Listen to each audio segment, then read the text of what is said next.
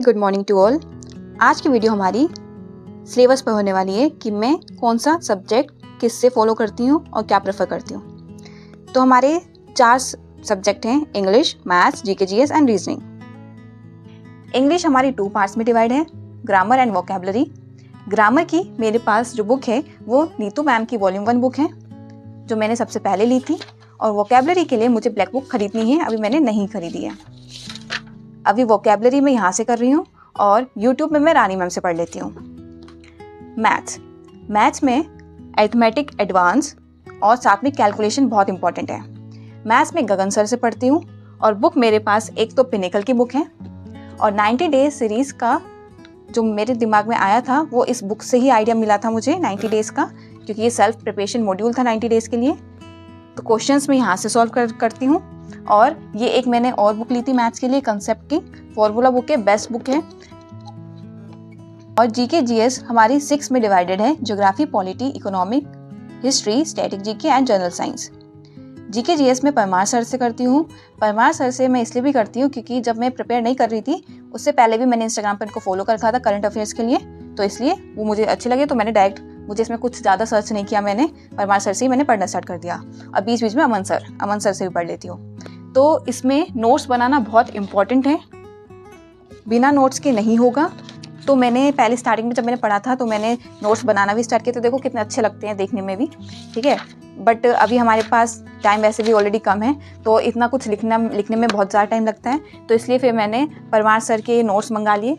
उस टाइम मुझे नहीं पता था कि PDF भी होती है, ठीक है। तो और मुझे बुक से पढ़ना ज़्यादा पसंद है, इसलिए मैंने ये नोट्स मंगा लिए हैं। बाकी आप लोग PDF मंगा सकते हैं अगर किसी को चाहिए मंगाने हैं तो। अब कहाँ से आता है वगैरह वो मुझे नहीं पता है इतना। और साथ में मेरे पास ये SSC की पिनेकल की ही बुक है, जनरल स्टडीज़ की, ठीक है, जिसमें क्योंकि मुझे जीके जीएस इतना अच्छा नहीं लगता है, तो पहले मैं क्या करती हूँ, अलग अलग तरीके निकालने पड़ते हैं। पहले क्वेश्चंस पढ़ लेती हूँ, फिर इंटरेस्ट आ जाता है, अच्छा यही क्वेश्चन है इसमें, तो देन मैं कर लेती हूँ स्टार्ट। अब नेक्स्ट हमारा है कि रीजनिंग ज़्यादा रेगुलर नहीं करना होता, उसमें कभी कभी ही करना होता है। साहिल तिवारी सर से करती हूँ, जो अड्डा 247 से पढ़ाते हैं, ठीक है, यूट्यूब पर पढ़ाते हैं, बहुत अच्छा पढ़ाते हैं। अब मैं बात कर रही हूँ अपना इस मंथ का टारगेट का। मई मंथ न्यू मंथ है, संडे को स्किप कर मैंने 25 डेज़ का चैलेंज लिया है, ठीक है। जो भी बिगिनर्स हैं वो भी ले सकते हैं, जिसमें मैं 6 आवर्स, अभी तक मैं 6 आवर्स पढ़ रही थी, 6 आवर्स से 9 आवर पर जंप करूँगी। मैं 3 स्लॉट में पढ़ती हूँ, मॉर्निंग में GK GS and vocabulary. GK GS का लेक्चर लेने के साथ साथ अभी एक PYQ सीरीज शुरू हुई है, परमार सर ने ही की है, उसमें 30 लेक्चर्स होंगे, अभी चल रही है वो, तो उसमें ये इसको करो साथ में, मैं इसको भी कर रही हूँ। और मॉर्निंग में वोकेबलरी, आफ्टरनून में मैथ्स एंड रात को 30 मिनट कैलकुलेशन, बहुत मस्ट है, इंग्लिश एंड PYQ सीरीज। क्योंकि हमें हमारा टारगेट 2025 भी देना है, टाइम हो या ना हो 2025 का पेपर तो देना ही है।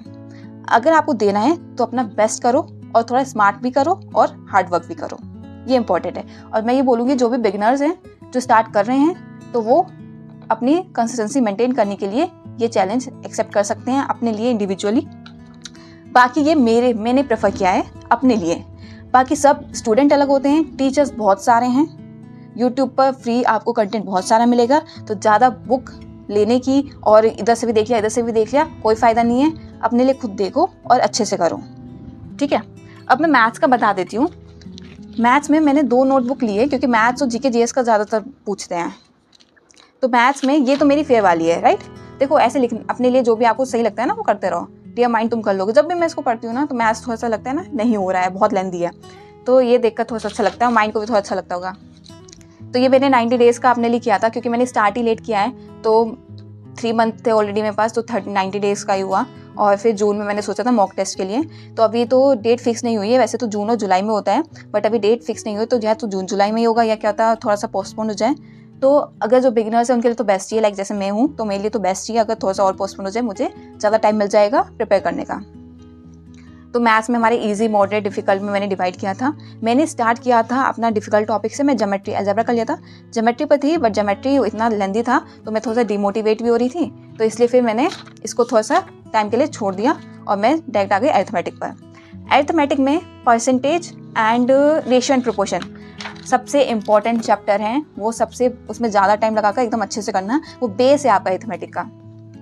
तो पहले मैंने शीट्स के प्रिंट आउट नहीं करवाए थे, तो इसलिए मैं क्वेश्चन लिखकर सॉल्व कर रही थी।